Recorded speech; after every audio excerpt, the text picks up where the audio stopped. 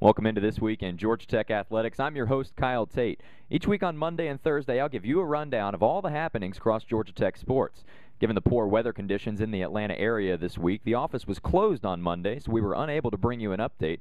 We here at the Georgia Tech Athletic Association hope that each of you is safe after the recent snowstorm across the southeast. Before we get started, an important announcement. Today's Georgia Tech women's basketball game against Virginia, originally a 7 p.m. start, has been moved up to 4 p.m. The Lady Jackets look to continue their winning ways, having won 11 straight. We hope you can make it out to Alexander Memorial Coliseum this afternoon. In men's basketball, they lost in a tough way last night, falling at Clemson 87-62. Sophomore guard Mufon Udofia had 14 points in the losing effort, while Glenn Rice Jr. added 12, and Brian Oliver had 11. The game was postponed from Tuesday night, with Georgia Tech being unable to travel to Clemson given the poor road conditions following Sunday's snowstorm. Tech also lost on Saturday at Boston College, 86-75. Next up on the docket for the Yellow Jackets, North Carolina will roll into town. The Tar Heels sport an 11-4 record with a 1-0 conference mark. They opened conference play on Saturday, defeating the Virginia Cavaliers 62-56. The Heels are led by junior forward Tyler Zeller, averaging 14.5 points a game and 7.6 rebounds per contest. There is good news on the women's basketball side of things as the Lady Jackets continue their hot streak, having now won 11 straight games.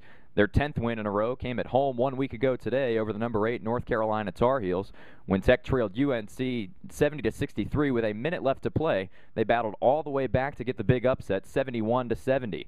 Freshman Ty Marshall led all scorers with 24 in the contest, on her way to being named the ACC Freshman of the Week for the second week in a row and the 5th time overall this season. To follow up that big win, Tech went on the road to Clemson on Sunday and picked up a 64-53 win over the Tigers. Sasha Goodlett had a great afternoon, grabbing 8 rebounds to go along with a team-leading 15 points. The win put the Jackets at 2-0 in the ACC, just the second time in their history that they've been perfect through 2 games in conference. Again, the Jackets this afternoon will play the Virginia Cavaliers with tip-off scheduled at 4 p.m. It was a pretty good weekend for Georgia Tech swim and dive, despite putting up just a 1-2 record on both the men's and women's side. Those 2 losses came to 2 of the best programs in the country, falling on the road to Florida and Florida State while beating UNC Wilmington. On Friday in Gainesville, Nigel Plummer, Garrett Robertson, and Sully Lynch snagged 1st, 2nd, and 3rd place, respectively, in the 50 free, while Lexi Weber took 2nd place in the 100 free with a time of 51:70. Swim and dive will hit the road again this weekend. They'll head to North Carolina for a non-conference dual meet on Friday with Davidson and a conference matchup with NC State on Saturday. And lastly, track and field had some success of their own this past weekend at the Clemson Invitational. On Friday, Omar Morrison started things off right in the triple jump, taking home 1st place with a jump of 15.15 meters.